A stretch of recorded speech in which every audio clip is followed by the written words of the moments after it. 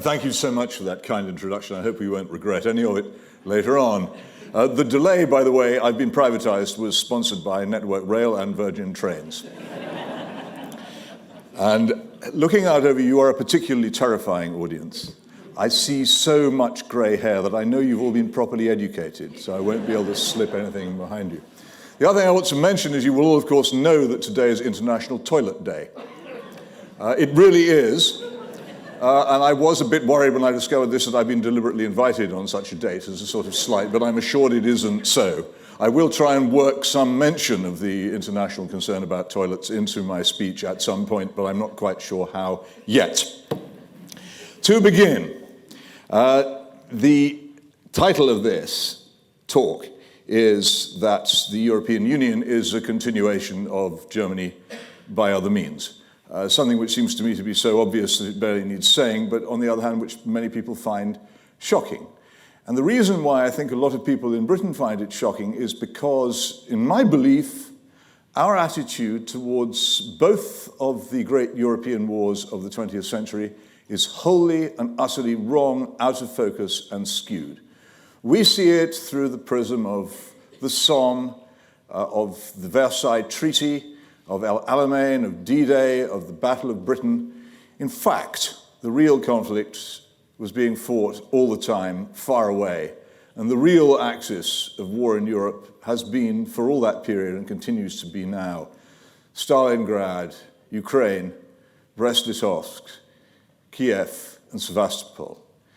And extraordinarily, when that conflict broke out again, very recently, we found ourselves standing on the edge of it, and in my view, taking very vigorously, at least in terms of the government and the media, an utterly wrong side, and a side we wouldn't have taken if we understood what was going on. Think about it this way. In 1914, we entered a war, in my view, extremely foolishly, as an ally of the Russian autocracy. The Tsarist regime, a far, far more reprehensible and horrible regime, in fact, than the one which exists there now in many, many ways, and also a vast land empire stretching over huge areas of Europe, which it's since lost. In 1941, we were forced into alliance with a Russian murderous dictatorship under Joseph Stalin, without whose aid we would not have survived. These are two essential facts of life which we seldom stare in the face. What was it that brought this about? Why were we allied with such a country in those two circumstances? What really was it that brought us into that war? What was that war truly about?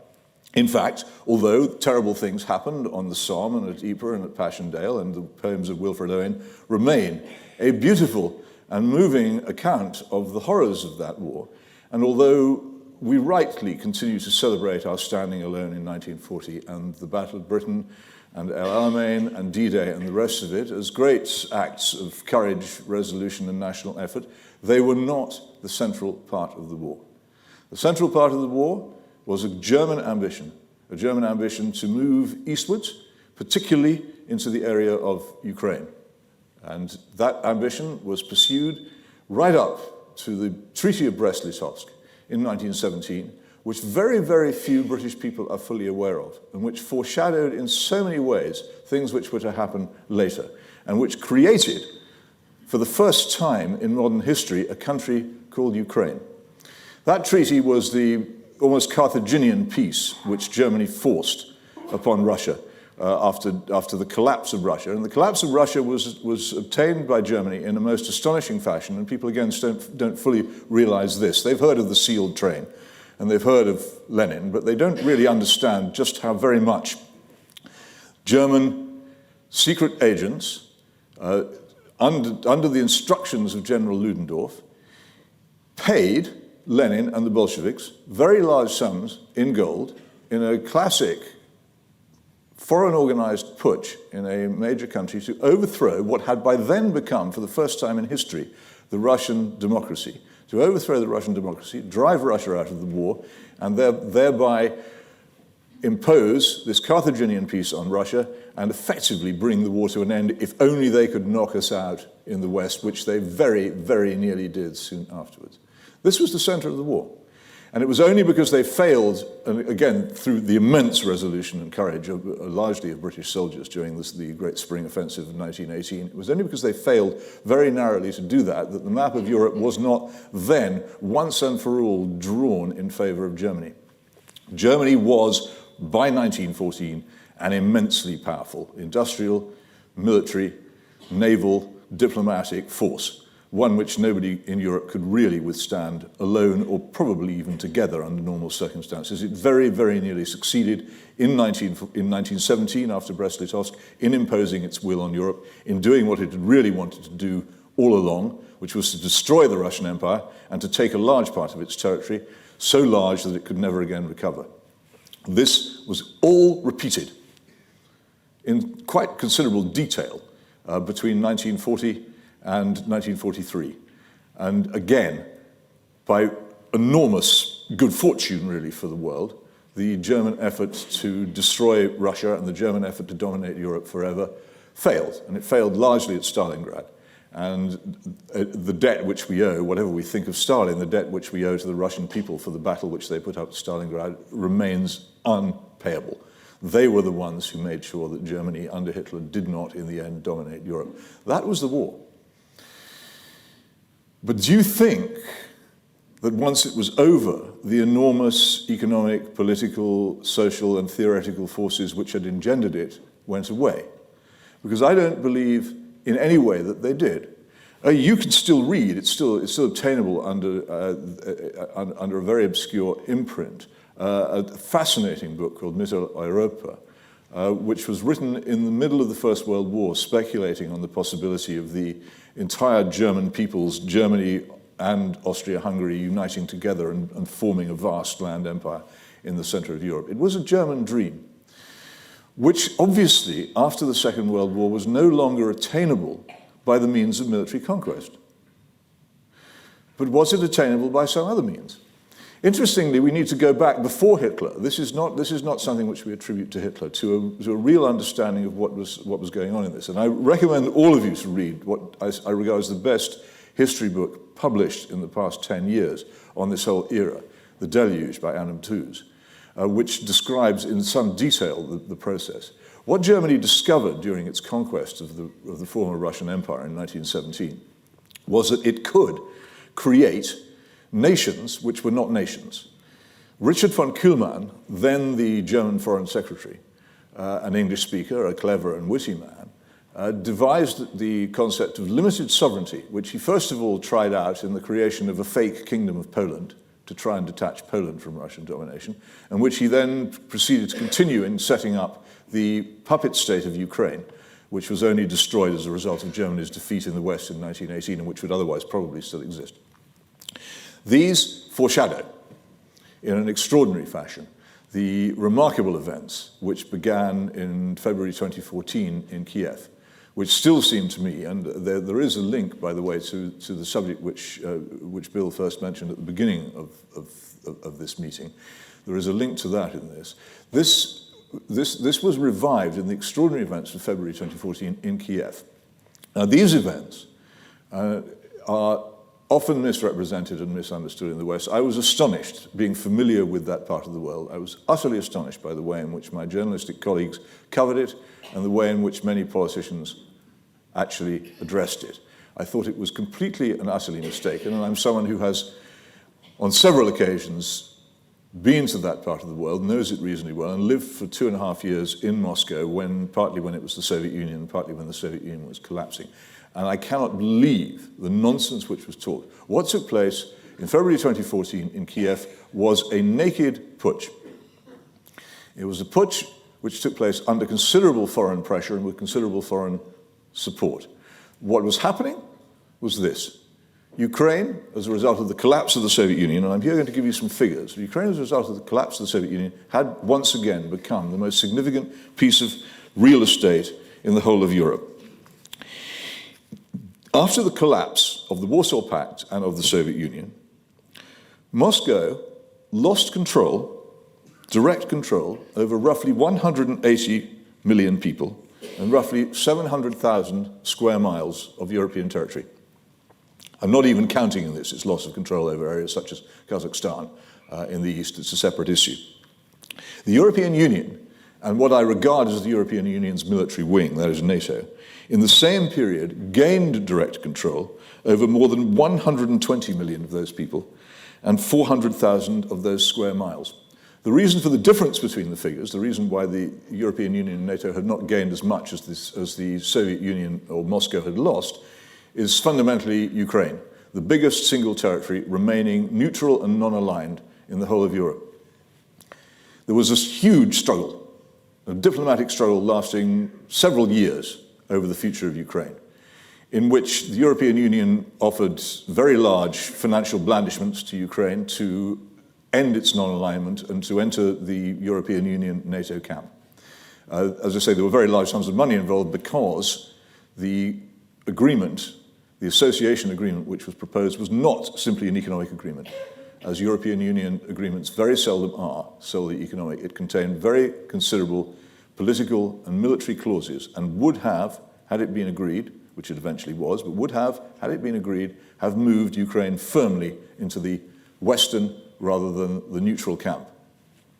Russia responded, first of all, by making plain that it strongly disapproves of this, and secondly, by offering its own, actually much more generous package of financial help to Ukraine to try and stave this off. When the then president of Ukraine wavered over this and eventually decided that he would go with the Russian package, he was overthrown by a mob putsch in which quite a large number of Ukrainian policemen were shot dead. There's no question of the violence, in which he was ultimately chased from office by a large and uncontrollable mob. The constitution of Ukraine was not followed in his removal or impeachment. The necessary votes in the Ukrainian parliament were not available, and they were not taken. The thing was entirely unconstitutional and lawless. It was, in all essential terms, a putsch. The mob which obtained that putsch had been egged on by foreign politicians, from Senator John McCain to a former German Foreign Minister Guido Westerwelle and the famous Victoria Nuland, the Assistant Secretary of State from Washington, all of whom plunged into the crowds which were intent on overthrowing the Yanukovych government. This extraordinary intervention, one which imagined if during the Scottish referendum, German or French or indeed Russian politicians had turned up in Edinburgh and Glasgow urging the Scottish people to vote to leave the United Kingdom. Imagine the outrage that you would feel about this and the extraordinary feeling of injustice and wrong. But this kind of thing was deemed to be entirely acceptable.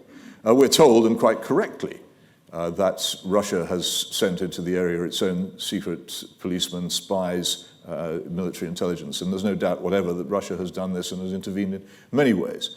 But how many of you know that very shortly after these events, John Brennan, the head of the CIA, was in person present in Kiev? If you do know, you'll be lucky, because most of the Western media didn't cover it, but it is a fact. And one of the reasons it wasn't covered very much is because the head of the CIA very seldom travels abroad, and when he does, he doesn't let it be known where he is, and it was an immensely strong sign of how deep the Western involvement was in that overthrow. Subsequent events, the war which has since broken out in the east of Ukraine, were, it seems to me, entirely inevitable. The separate issue of the Crimea is very interesting because it's often portrayed simply as a wholly unfair and wrongful seizure of territory by Russia, which in terms of pure international law is the case. But you might like to know, because you'll never have read it anywhere except in my column and on my blog, that in 1992 the people of Crimea sought to have a referendum in which they wished to separate from Ukraine. And if they had done so, they would have returned to Russia, because they are, by and large, Russians. It is a majority Russian territory, and they regard themselves as Russians. And they were threatened with violence by the government of Ukraine and prevented from holding that referendum. So it goes both ways. And if you think that it's so tremendously immoral that, to take over territory under those circumstances, that's the country which does it should be an international pariah, then cast your mind back, as most of you will be able to do, to 1974, and the seizure of northern Cyprus by Turkey. Turkey is still there, Turkish troops are still present. The reason for their behavior was actually quite similar to Russia's behavior in Crimea. Turkey is a NATO member. Turkey is still in the Committee of Nations. There is no boycott of Turkey. There are no sanctions against Turkey. There is no action taken against Turkey whatsoever. But there is fundamentally no difference between the two actions. So if you really think that this is the action of a pariah state which needs to be driven from the international community, then you have some further thinking to do. I make these points because none of them were being made by the supposedly serious media of this country during this period.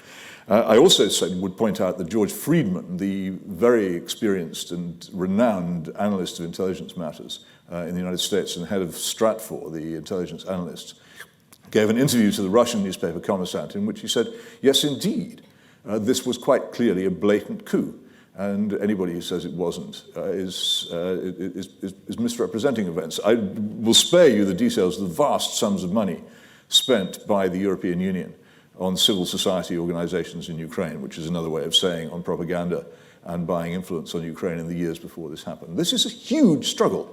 Whether you approve it or not, whether you think that it is something which we should do or not, it is an enormous battle fought by and large by money and intrigue rather than by force, but a huge battle for a vital territory, which, as Zbigniew wrote in his 1997 book, The Global Chessboard, I think it's called, I got that slightly wrong. Ukraine is so important that if Russia is deprived of control over it, Russia ceases to be a major power. But if Russia controls it, Russia is a major power. It is an enormously important piece on the global chessboard, and everybody who knows anything about strategy understands that. Now, why was the European Union doing this? What is the European Union's relationship to German imperial policy of 1917, or come to that in 1942? Well, I think it's perfectly obvious. I think that the European Union was, when it was set up, a recognition, a very reasonable recognition of the fact that Germany was bound to be, by its size, by its shape, by its population, by its immense economic power, it was bound to dominate Europe, whatever happened. Somehow or other, its conflict, particularly with France, had to be institutionalized into something peaceful. Some of you may have read a wonderful book by Arthur Koestler. He's out of fashion now because of, for various reasons, but it's a fascinating book set just before the Second World War called The Scum of the Earth, describing his escape from the Nazis, amongst other things, in 1940. But it begins with an essay on the problem of France and Germany, how these two countries striving for dominance of Europe, the country of bread and wine and the country of iron and steel, are trying constantly to fight for dominance. And of course, France in 1940 lost that dominance forever. But Germany was prepared, in the formation of the European Union, to make an arrangement with France. France would have nuclear weapons. France would have a seat on the United Nations Security Council. France would have la loi. France would continue to have the francophonie, the French Commonwealth. France would continue to be able to act in all respects, much as we do, as if it were a world power when it really wasn't. Germany would have no army to speak of. Germany would have no military power. It would offer no attempt to dominate its neighbors by open diplomacy, but it would have the real power, and it would control the European Union. An arrangement finalized in the little-known Élysée Treaty, which I think was signed in 1962 in the Élysée Palace between the two countries, which is the center of the whole European Union arrangement. And behind all this stands the United States.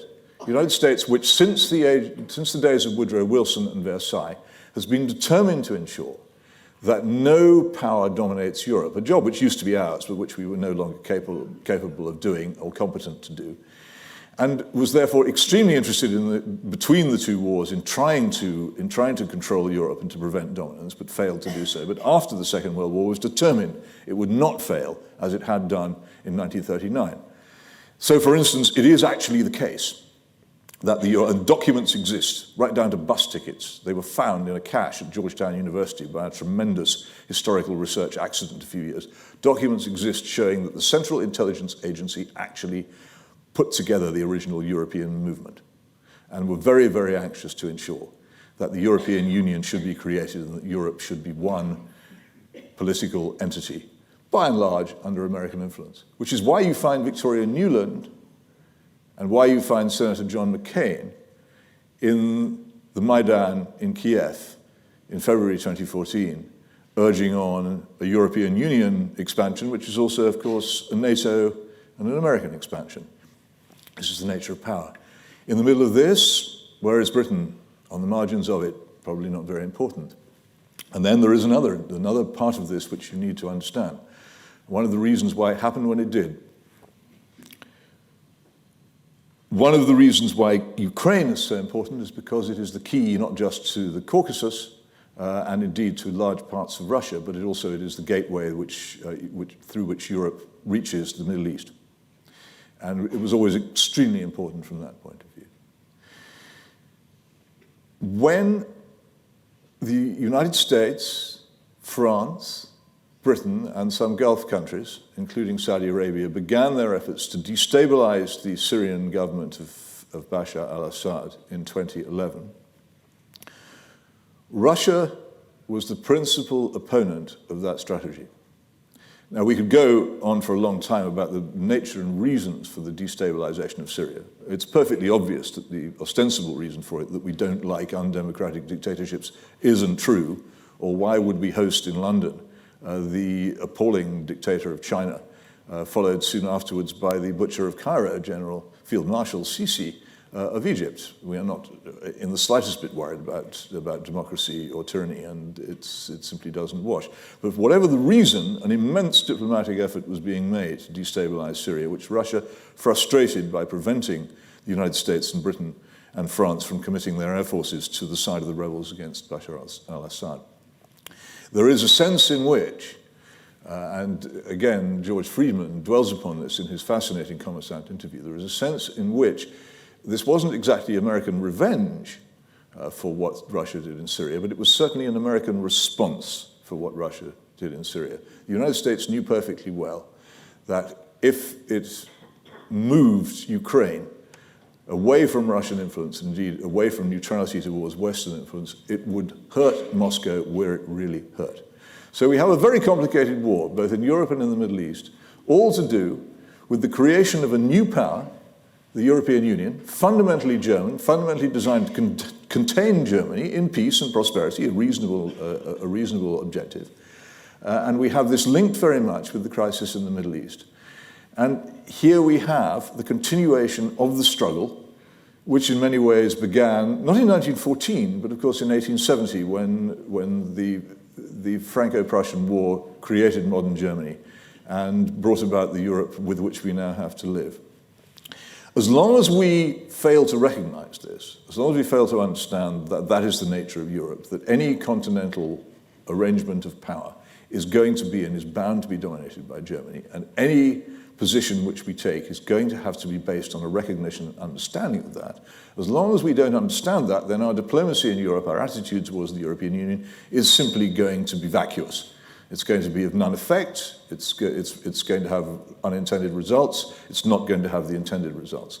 And yet, curiously enough, the person who saw this most clearly, and earliest of all, was Lord Palmerston, supposedly the man revered by so many people as the great Jingo, the man who always stood up for the British Empire, who was always ready to go to war. You may have heard of the Schleswig-Holstein question. You may have heard that Palmerston said of it that there were only 3 people who understood it. One of them went mad, one was dead, and one was him, and he had forgotten. But the crucial thing about the Schleswig-Holstein question was that it was again about German expansion into what is now Denmark, or in fact what was then Denmark and became Germany. And Britain had obligations, strong treaty obligations to intervene on the side of Denmark on this, in this matter. And they were actually stronger by a long way than the treaty obligations which we had to Belgium in 1914, which led us into that disastrous war. And noticing that Germany was an immensely strong and successful land power, and that Britain wasn't, and that we had no way of influencing events, rather than actually fulfill our treaty obligations to Denmark, Lord Palmerston ran away and said he would do nothing about it. And he faced a vote of censure in the House of Commons as a result of doing it, which he escaped, I think, by 2 votes.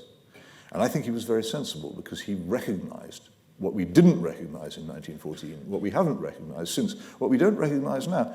Europe has to be dominated by Germany. The United States is anxious in these modern times that Europe is dominated by Germany. The true special relationship in Europe is not between the United States and Britain, which is a fantasy, but between the United States and Germany. And that if we have to make our way in the world, either have to accept that the European Union, if we continue to belong to it, is a German creation and we will be part of a German empire under Richard von Kuhlmann's concept of limited sovereignty.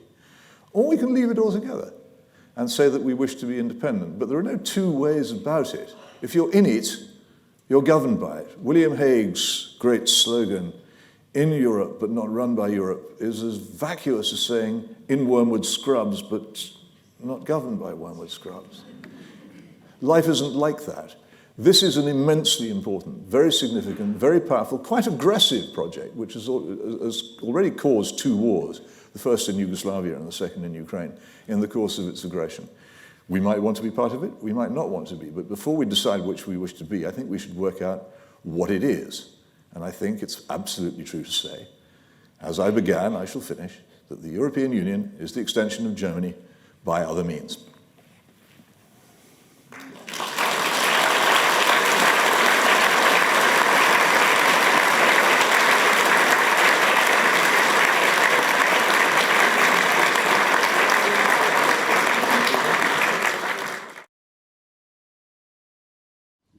Right, in the centre, downstairs.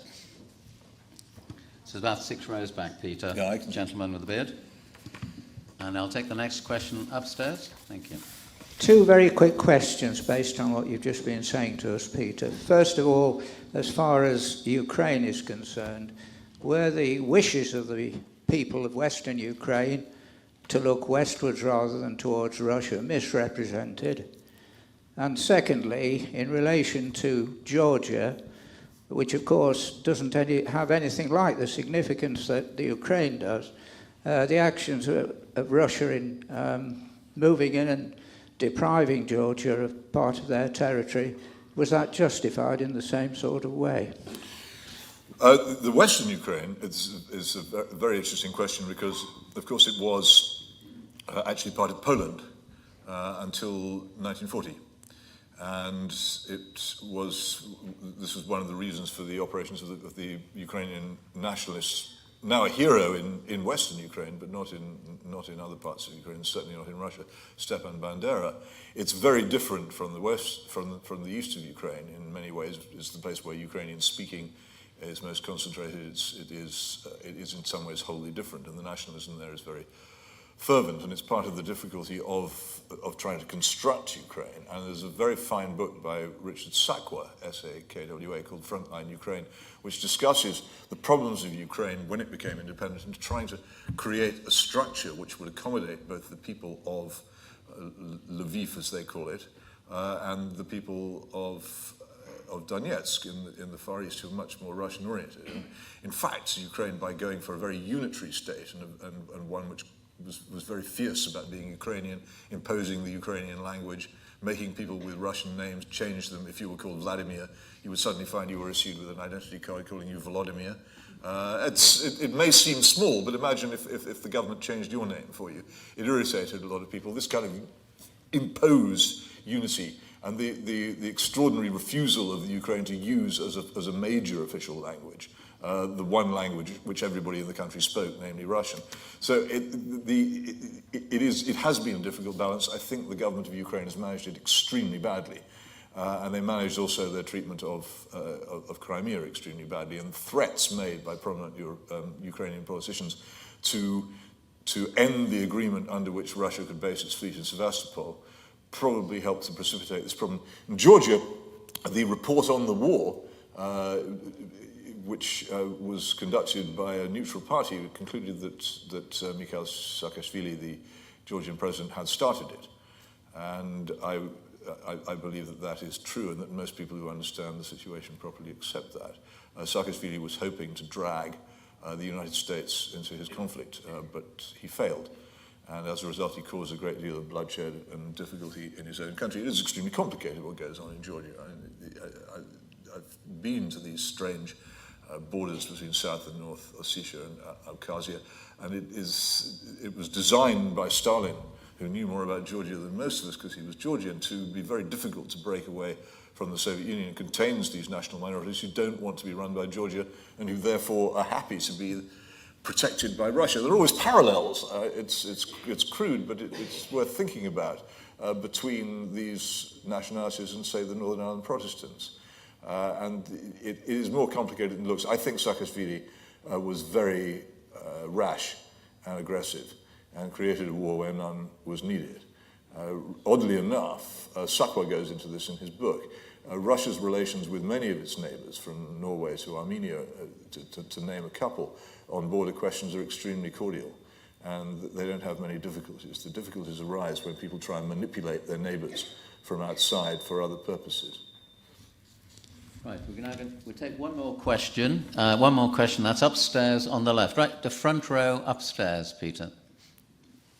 Your interesting thesis on post-war Germany has wholly overlooked the simple fact that from 1945 to 1991-92, Germany was divided into two, that the Germany that you said helped to create the European Union was not present-day Germany, it was then Western Germany under Konrad Adenauer. And we had for many years the so-called Bonn-Paris axis. I find your thesis in that context, when Europe was threatened by the Soviet Union, when the Red Army was in Eastern Europe in their hundreds of thousands in Eastern Germany, and NATO was set up as a counterweight towards a possible invasion of Western Europe by the Soviet Union, your thesis to me is wholly untenable. And whatever may be happening these days, historically, sir, you have been unjust, you have been incorrect, and therefore I cannot believe a word otherwise that you say. Right. I can't. Another polemicist, I think. No, I'm not. I couldn't attempt to be encyclopedic on the subject, or I'd have been here all night. I'm very familiar with the division of Germany. I traveled a lot in divided Germany. I'm very familiar with the group of Soviet forces in Germany and its diplomatic effect on Europe, and I'm very familiar with NATO when it was a proper alliance against a genuine threat. The fact remains that I think there is a strong continuity between the federal Germany of Adenauer and the Germany now, not least because when the Soviet Union, the Warsaw Pact, collapsed, there was no attempt at any kind of merger on equal terms between the Federal Republic and the GDR. The GDR was taken over, totally lock, stock, and barrel by Helmut Kohl. In what must have been one of the most economically incompetent episodes in human history, I have to say, but it was done, and that's what it was. It's true that the existence of the Cold War postponed the dominance of the huge dominance of Germany over the European Union, particularly over Eastern Europe, which has since followed, and of course it prevented episodes like that in Ukraine. But the fact remains that the Bonn-Paris axis was still at the heart of it, was still very much under American tutelage, still had the same ultimate purpose, and in the end, we have what we have. I don't think there's any point at which there's no continuity about the European Union. It's just got a lot bigger and a lot more powerful since the collapse of the Soviet Union and the Warsaw Pact, which is why Margaret Thatcher, who understood, and indeed Francois Mitterrand, when the wall collapsed, actually sought quite hard until they realized it was impossible to prevent reunification because they could see that it would lead this way. But it was adding to something which had already happened. So I reject your claim that it's ignorant and untenable. I just think it's a complication, but it doesn't alter the fact that the tendency was in that direction. And as soon as Germany was freed by the collapse of the Soviet Union to regain its former very powerful standing in Eastern Europe, it took it. And I have to say that the activities of Hans-Dietrich Genscher and the Ostpolitik conducted by him and before him by Willy Brandt on the subject were all designed in that direction. Germany yearned to be back in its position in the eastern centre of Europe, and the moment it was over, it was of course German influence which compelled the recognition of Croatia and the resulting horrors in Yugoslavia. Two written questions for you, Peter. One's from John Lee, and harking back to your discussion of the Ukraine, and you may have part answered this, but did the anti-Russian speaker rhetoric of the Kiev leadership and the selection of a cabinet by acclamation, how far was that, if you like, the trigger for the present violence, conflict, troubles? I mean, you said it was external powers, but to what extent was that internal language factor I think there'd been Major key. internal problems for some time, and the Ukraine is a very divided country.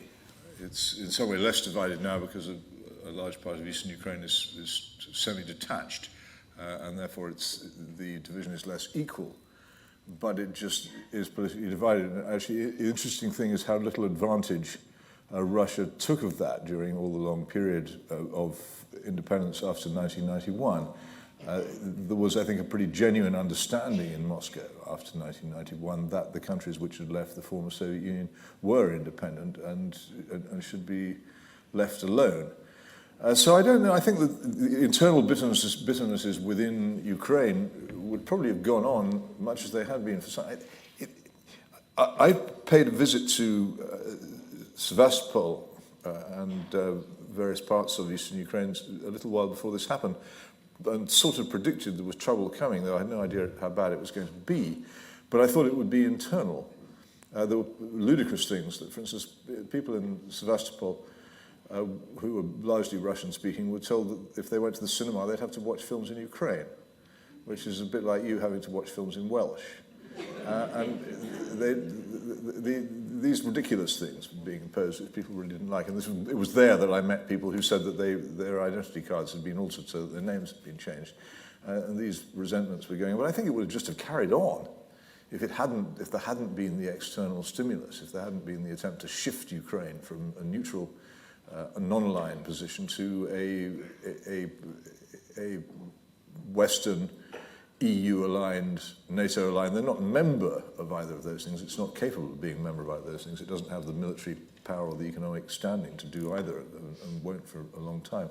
But if there hadn't been for the outside intervention of the EU and of the United States, I think they would just have carried on squabbling, perhaps sometimes quite violently, but internally and continuing with a modus vivendi because things were so tightly balanced. What's happened now is quite possibly that Russia has lost permanently much influence in Ukraine, but Ukraine may well have lost its east at the same time, and neither side has really got what it wanted, except that Russia has definitely got back Ukraine. And the crucial issue of Sevastopol, which was really a matter of total, vital, unshiftable importance for Moscow, has been resolved because it's quite clear Crimea is going to stay Russian from now on unless somebody makes a war over it.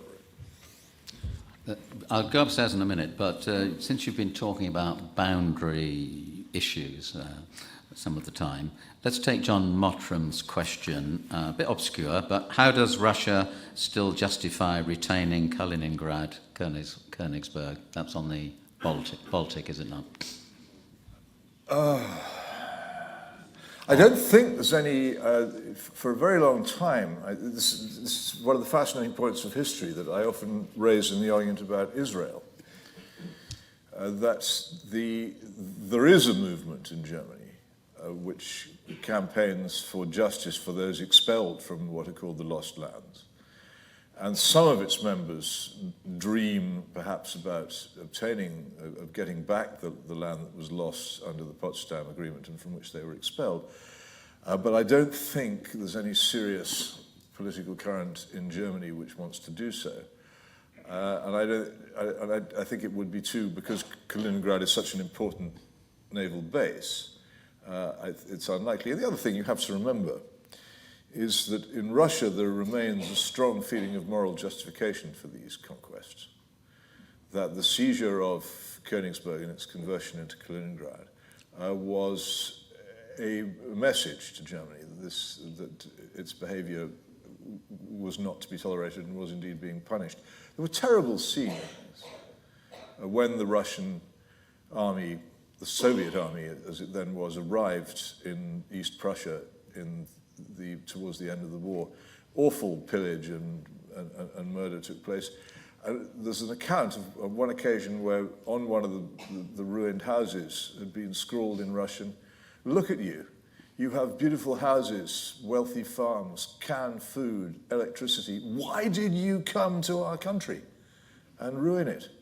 There was this total bafflement that these people had come and risked everything to come and destroy Russia. They couldn't understand it. And there was a genuine fury in the Russian response, and a huge moral feeling after Stalingrad and Leningrad and the awful scorched earth of the Wehrmacht and the SS in Russian territory, that they were justified in holding that territory. And I have to say that having lived for a couple of years in Moscow and seen the old Red Army veterans dancing the lambada in Gorky Park on Victory Day, I have a certain sympathy with this. They reminded me of quite a lot of British servicemen remembering D-Day, and I didn't really feel there's anything terribly wrong with it myself. They can have it as far as I'm concerned.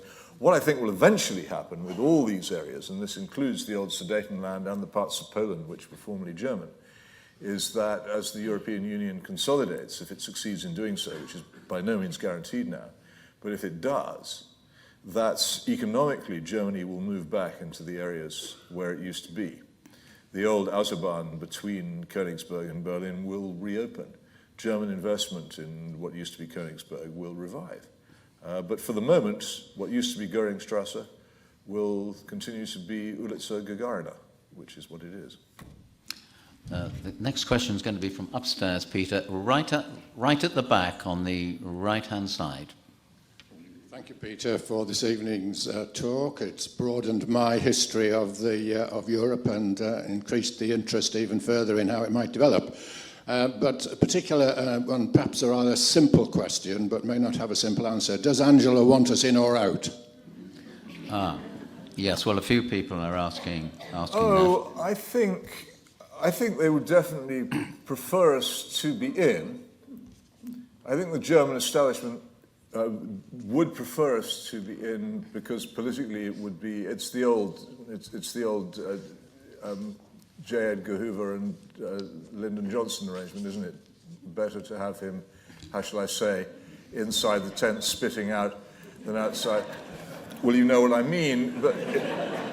But on the other hand, and this I got from David Goodhart, who was editor of Prospect magazine, a very lofty pro-European organ, and who'd also been a correspondent in Bonn, that he'd heard senior German politicians in Bonn, which was then the capital, referring to the British as die Affen von der Insel, the apes from the island, contemptuously.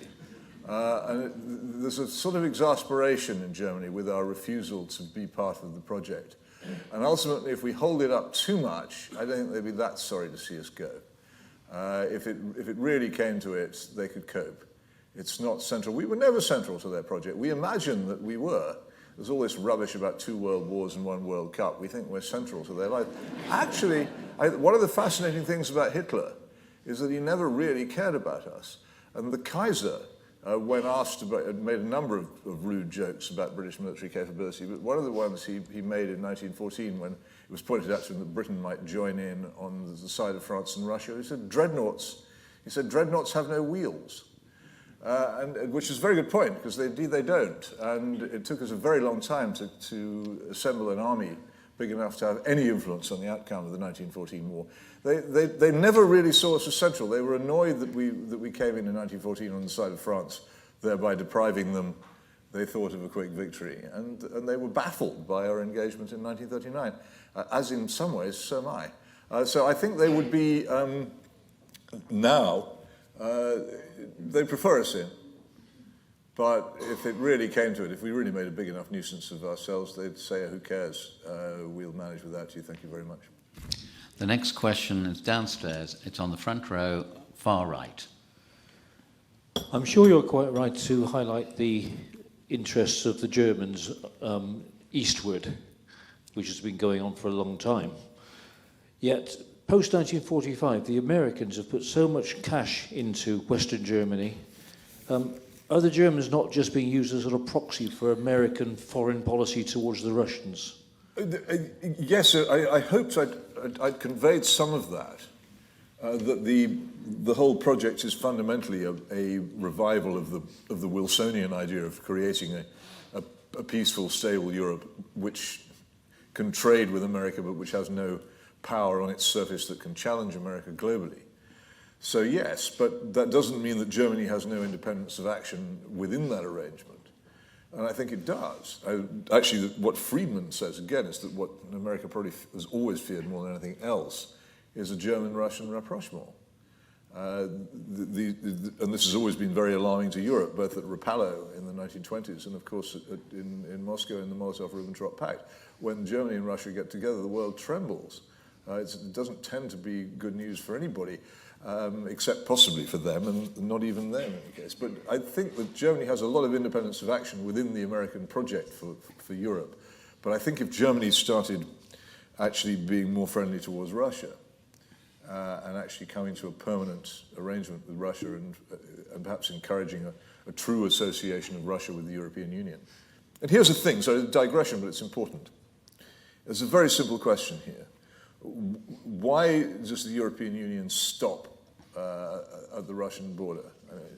Why does it not? It's very simple, it's obvious as soon as you look at it. Russia is far too big to enter the European Union without ending German dominance and providing a rival to Germany so great that the whole organization would be completely altered. It's not even contemplated. That's why it's not really a European Union. It's something else entirely, and to call it the European Union is false. But no one ever mentions this because it's understood by everybody that Russia couldn't possibly join the European Union in its current state. And if it ever did, it would be so transformed that it would become, apart from anything else, a much more important world power diplomatically and militarily than it is now, and would greatly alarm the United States and probably China as well if it were created, and the Middle East. So I don't think it will happen. But Germany has freedom of action within quite wide bounds. But if it ever upsets America, I think that Germany might find that John McCain is on the streets of Berlin urging people on against the government. The next question will be upstairs on the right-hand side, halfway back. Can you all hear me, by the way? I'm not mumbling too much. My question relates a little bit to the previous question from upstairs. At the moment, Germany's having a huge influx of immigrants, I believe up to 18,000 a day arriving in Munich. How is this going to affect Angela Merkel's position and the position of Germany sort of in the near future? Well, Can we just combine that with another question? Do you mind? Well, okay. Are you in full flight? Well, I mean, it's only that Okay. this is sort of Blairite thing where you end up not answering either question. Right, go for it then. That's why Alistair Campbell developed it. I mean, we'll never answer them all. So one by one, I'm very simple. Go for it. It helps me concentrate. I don't know. I'm not really an expert on current German politics. I haven't been there for a while. The rumor is that Angela Merkel is on the way out, that she blundered so badly over that her own party will sooner or later stab her in the back or possibly the front over it. Germany, on the other hand, does have this problem it's the only country I've ever been to in the world where the contraceptive machines are so fantastically honest. They say on them, anti-baby, which is, I think, the view of much of the German middle class. They don't want any babies, and so as a result, they have a very severe labour shortage, which they aim to overcome through immigration. And they've sort of successfully integrated the Turkish guest workers, and they think they can do it again. So from that point of view, you can see what she was thinking of, but it just got out of control. I've never understood why people think she's so wonderful. I've never thought she was that particularly bright or cunning, and I think this episode demonstrated that she really didn't understand the nature of the vast movement of population which is currently taking place from the Middle East and Africa into Europe, the biggest since the huge influx of Hispanics into America about 10 years ago, an enormous world-changing event, which she thought was just a bit of immigration. I think she misjudged it. I think she'll probably pay for it. I doubt she'll be there in 5 years' time. Before we take the next question from the floor, can I just I'll take the risk of reading out two. We can do them separately. But they're about sort of German influence on the UK. Okay. So if your analysis is correct, is the German influence benign or malign from a UK perspective? That's from James. And the other one is slightly different, from Damien Hazelwood. Can this domination by Germany be stopped, or should it be stopped? I mean, or is it a reasonable thing to have around, again, from a British perspective? Are you happy with that? Yeah, sure. No, they combine quite well. It's neither benign nor malign. The thing is that it's dominated by the interests of Germany, quite reasonably. Germany pursues her interests as nations should. I'm all in favour of that.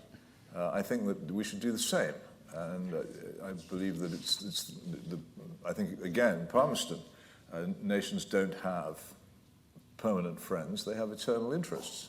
They should pursue them and defend them, and I think the French are also very good at this. You just do and the Russians increasingly under Mr. Putin are very good at this. This is in our interests, we will do it, and they do it. And to call it malign or benign is like trying to give a character to a force of nature. Say, is gravity benign or malign? Germany is huge. It will dominate Europe, whatever you do, unless you have some ghastly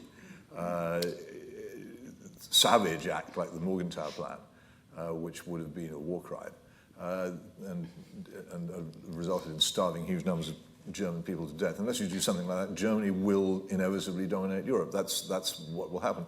The question then is if you wish to be within this dominated Europe, or whether, as in fact our history as a serious and important country really began with Henry VIII's break from Rome and England's break from Europe in general. And we've been at our most successful and our most free and our most prosperous during that period, and since it began to end, less so. I get the strong impression, and this is one of the fears when the European Coal and Steel Community was set up, that in the nature of the European Union, its centralization of its industry and economy has meant that countries on the fringe find it harder and harder to maintain, particularly an industrial productive economy. Most of ours has vanished. Around here, you know that better than most. And I think that is, to a great extent, a product of our integration into the European Union, where we're not either expected or required to continue to be a major industrial nation. And we have indeed ceased to be. If we became independent, we might be able to reconstruct that. We certainly, and a parliamentary question has just been asked by Lord Storrett of Swindon, revealing, I think we had, in the most recent year, an £89 billion deficit in trade with the European Union, which can't be a healthy arrangement to have with a supposed partner.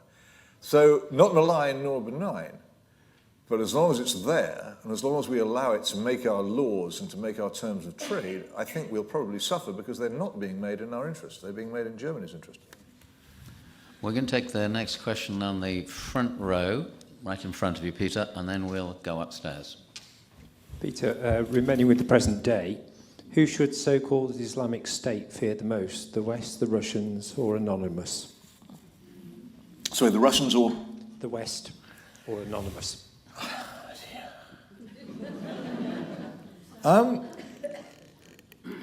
was very struck by something which David Cameron said in Parliament the other day about Raqqa being the head of the snake. My problem with this is that what seems to me to be the case is that Islamic State, although it's a sort of state which has sort of armed forces and a kind of government which levies taxes, it may itself be a symptom of something else. Now, what is that something else? And what is the snake? And where is its head? And that something else seems to me to be a particularly stern, intolerant, puritanical form of Islam. And the origins of that stern, puritanical form of Islam are not in Raqqa. They're in Riyadh, in Saudi Arabia. And the real difficulty which the Western nations have is that ever since Ibn Saad's meeting with Roosevelt in the Suez Canal, on Roosevelt's way back from Yalta, there has been an extraordinarily tight link. I talked to special relationships earlier. The special relationship of all special relationships, the specialist, most special, totally special relationship in the world is the one between Saudi Arabia and the United States. And we have a pretty special relationship with them too, because we rely on them to buy our weapons and we rely on them for oil, which is why, for instance, when the King of Saudi Arabia recently died, flags were flown at half-mast in London, and why the royal family spends half its time going to and from Riyadh on visits, and why David Cameron recently accepted some award from them, and why we never, ever, ever say anything about repression or intolerance in Saudi Arabia. So I don't know whether we're looking in the right direction here. Is Islamic State a thing in itself, or is it an outcrop of something else? And is that something else something anybody is actually prepared to confront? And if they're not prepared to confront it, then are we at some point actually going to have to make terms with it, the way we made terms with the IRA and the PLO? I don't know. But I think one of the things I'm absolutely certain of is that air power by itself never won any kind of war under any kind of circumstances. And our hesitations over allying with the Syrian National Army under Assad, or with the Syrian Kurds, who frightened the pants off Turkey, NATO Turkey, remember, makes it very difficult for us to form a military alliance which could effectively defeat ISIS in the field, which suggests to me we don't really want to. I may be wrong, but it seems to me that if we were prepared, if it's so desperate that it's the worst thing in the world, if we were prepared to ally with Stalin, that grisly monster, to defeat Hitler in 1941, then we really shouldn't balk at an alliance with Bashar al-Assad, for instance, now. But we do, which suggests to me that we don't really mean it, and that we don't really intend it, and that something else is going on. I'm not sure what, but I think that Saudi Arabia is really at the heart of it. And I also would say, as I said the other night, somewhere else, that British foreign policy is increasingly made in Saudi Arabia.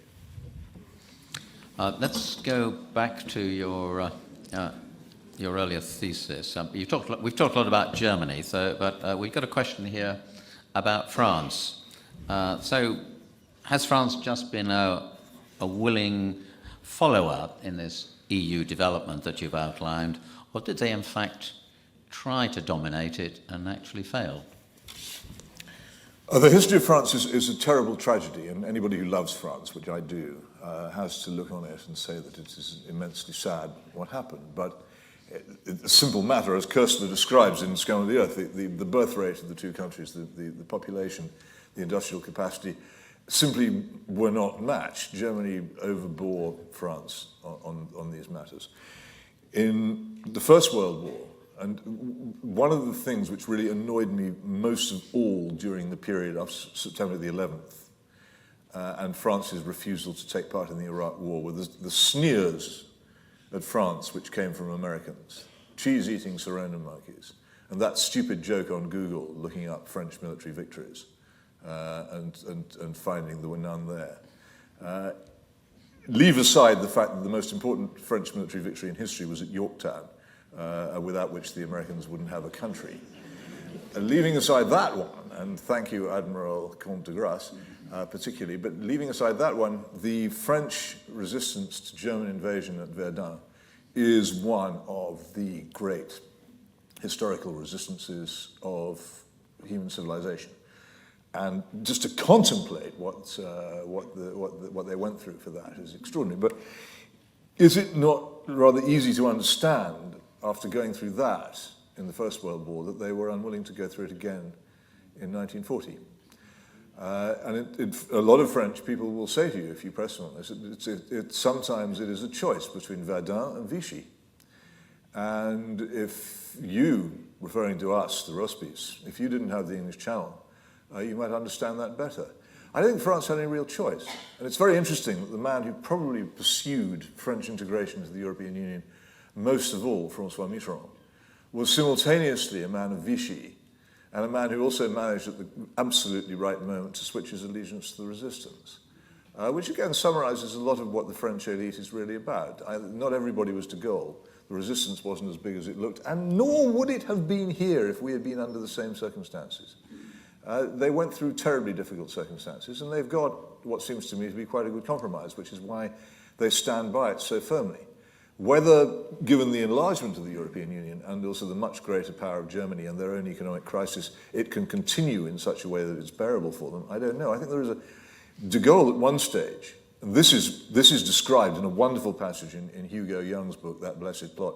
De Gaulle at one stage sought to sabotage the European Union and get Britain and France out of it. And do you know who prevented him from doing it? The British Foreign Office were so determined to keep the European Union going that they torpedoed de Gaulle's attempt to break it up. So it is an issue for serious French patriots such as de Gaulle, and it always will be. They resent it deep down, but they know they have to do it. But I don't think they really ultimately had very much choice, and it's not for us who have the great fortune of having that wonderful stretch of salt water between us and the continent. It's not for us to lecture them on it or to feel superior to them about it, but it is for us to rejoice at the fact that we do have that stretch of water, and we don't have to go that way. There was one other aspect of that question. Do you think they failed in an attempt to, dominate the EU, or at least to be an equal partner? Because your thesis is that they're no longer an equal partner. I think they always knew. I think they always knew the deal. They would have the shadow and Germany would have the substance. And remember, while this was going on, they were going through the Les 30 Glorieuses, the 30 glorious years, the great economic boom during which their lives immensely improved, and France became the extremely advanced country it is now. And so the economic consequences of the deal, as well as the ability to continue to march across the world stage as a respected major power, made it more bearable. As it's now, when their economy is stalled and it's obvious that their power is diminished, and also they have a huge, insoluble domestic political crisis in trying to cope with the Front National.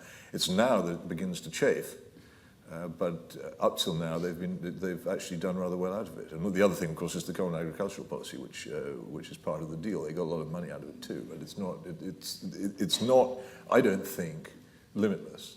I think the moment may be coming, and I think the growth of the Front National absolutely follows that, because this is a very, very serious threat to the Fifth Republic as it now stands. I think the moment may be coming where France, or a large part of France, seriously seeks an exit. Now, the microphone is upstairs, near the front, right against the wall. Peter, how long do you think the Schengen Agreement will persist for?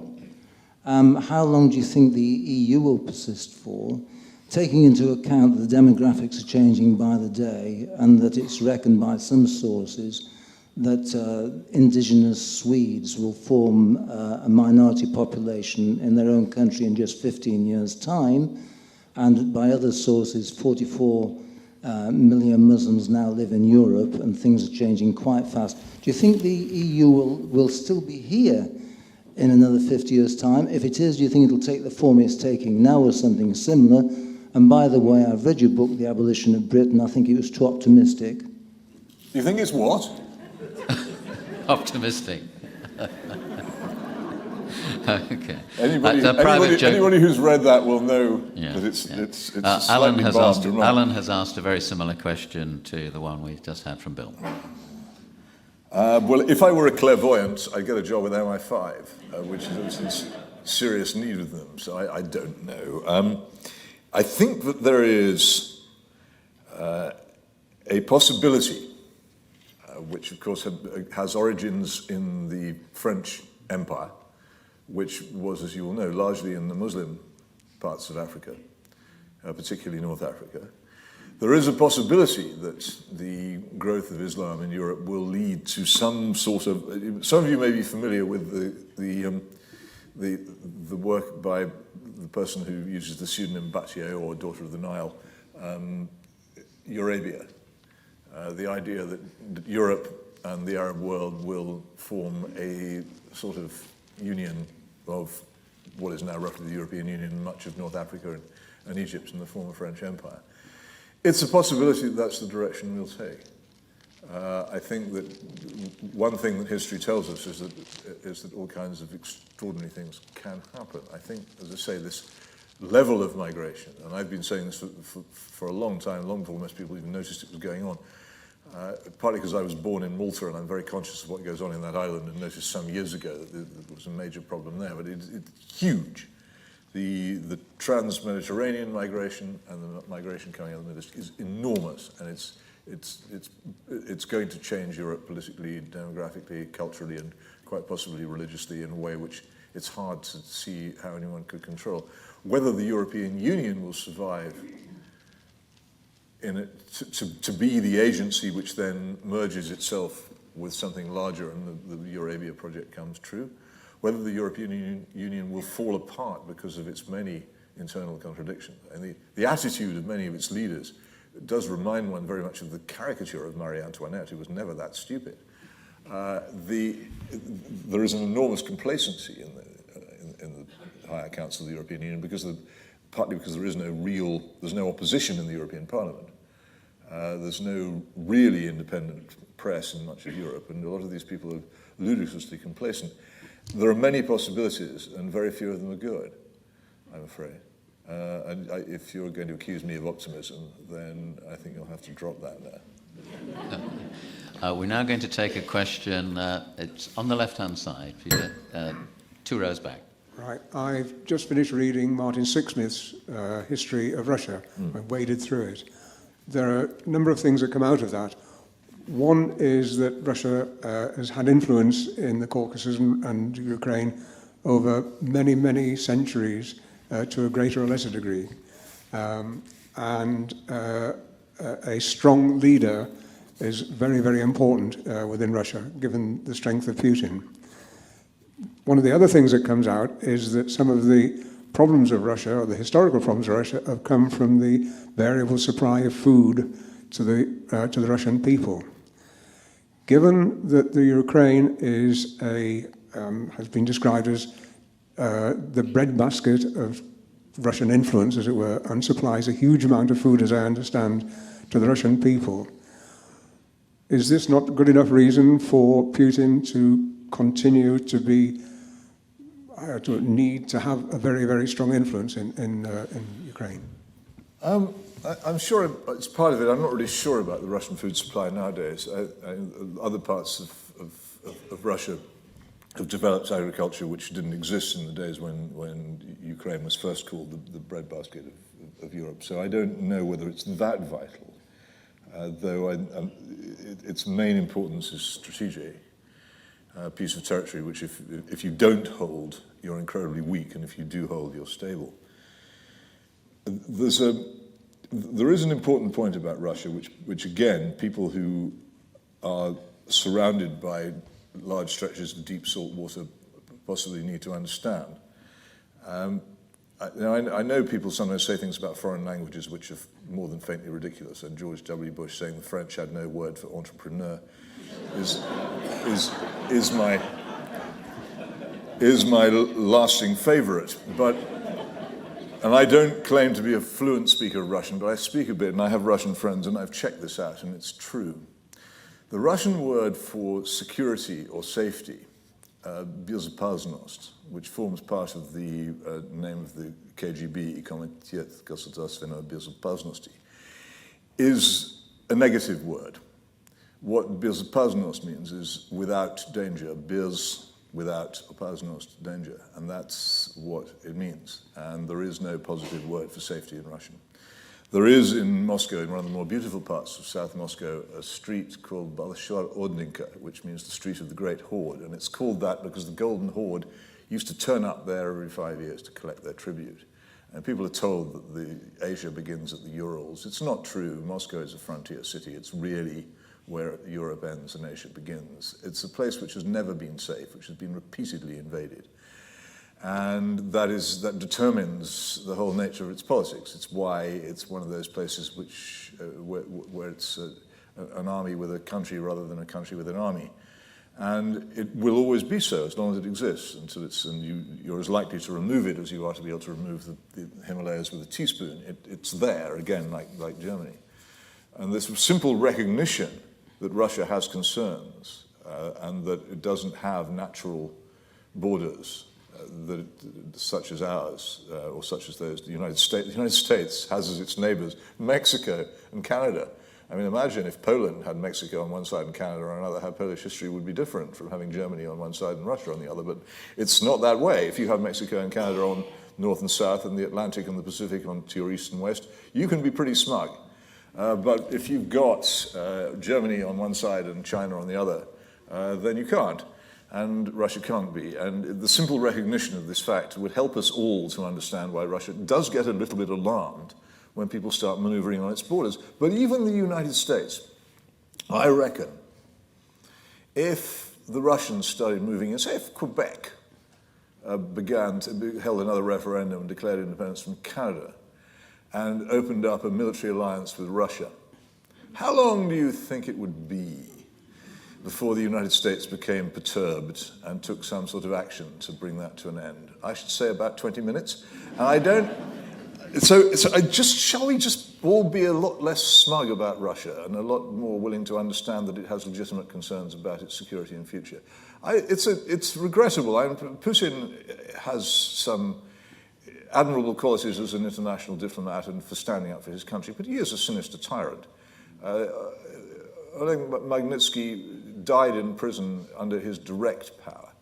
There is no doubt that the FSB was caught putting explosives into blocks of flats to set up fake terrorist activities. These are things which are known and can be proven. Leave aside all the rumours and suggestions. And he has suppressed opposition and destroyed opposition media, and it is almost as bad as our NATO ally Recep Tayyip Erdogan in Turkey. But he is actually much worse. Russia would be able to have a much more stable government and much better leaders if we didn't stop messing around with it.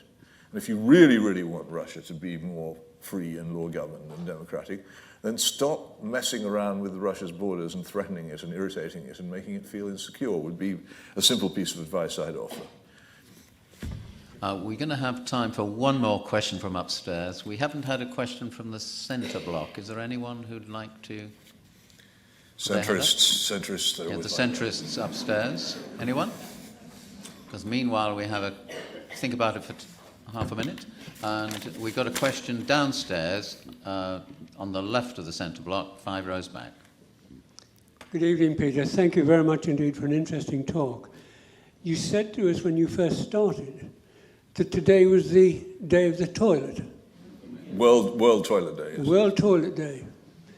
You also mentioned you had some knowledge of Russian. You may know that the word in Russian for toilet is unitas. And the unitas was a WC basin designed by Mr. Twyford, who lived, worked, and formed the sanitary industry not 5 miles from here. So Bravo! I'll tell you another. The Russian for railway station is Vokzal, because when the Russians came over to look at the British railways, they were shown the station, then quite impressive, at Vauxhall in London, and they said, "What is this called?" And they were told, "Vauxhall." Vauxhall. Also, there is a command in the Russian Navy, Rindabe, which means ring the bell. So similar origins. It's not just that, but I heard other words than unitas for the facilities in Russian, I have to say. We're going to... Yes. Thank you for that most interesting question. It was interesting. Well, it wasn't a question, announcement. We're going to end the evening with a question from Richard Wallacott, which I think is inevitable. And take your time over this one, Peter, and just put Germany to one side. Will the United Kingdom be better staying in or leaving the European Union? And you might want to take account of your theory of German hegemony into account. We would have been better off staying out when the opportunity was offered to us to come in the first place. It was wrong to join. It was a mistake, economically, politically, diplomatically, historically. What worries me is that I'm not sure we have still got the wherewithal as a people and as a country to leave. And I don't think... I've been against this referendum from the beginning. I thought it was a promise made by somebody who had no intention of keeping it and who was astonished when he won the election and found that he did have to do so. Nothing else can explain, it seems to me, that the laughable nature of these demands, which are not even demands, which he's making on our European partners, which, feeble as they are, cannot be met. And how he's going to finesse that, I don't know. But if you want to leave, then surely you have to have, this is, after all, a parliamentary country governed by the Queen Parliament, You have to have a political party standing at a general election on a policy of leaving, winning a majority in the House of Commons.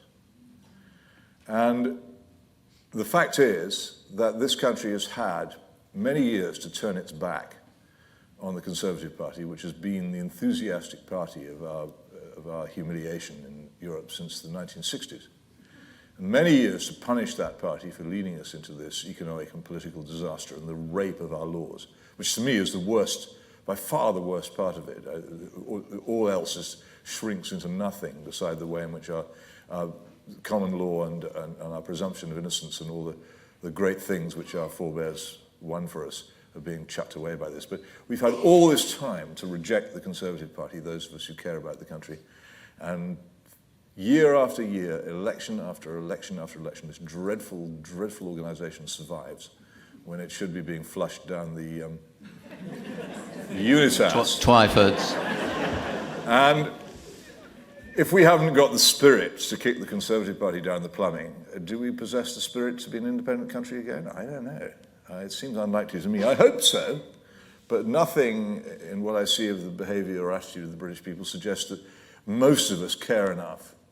Many of us fear independence. And I think that the fear of independence, the fear of being on our own, will be exploited endlessly by those who wish to keep us in during the referendum campaign. And I think that leaving aside all else, that fear will probably drive us to stay in. And that, I think, sums up the question. Are we still the people we were before? How many people can even remember being an independent country or what it was like?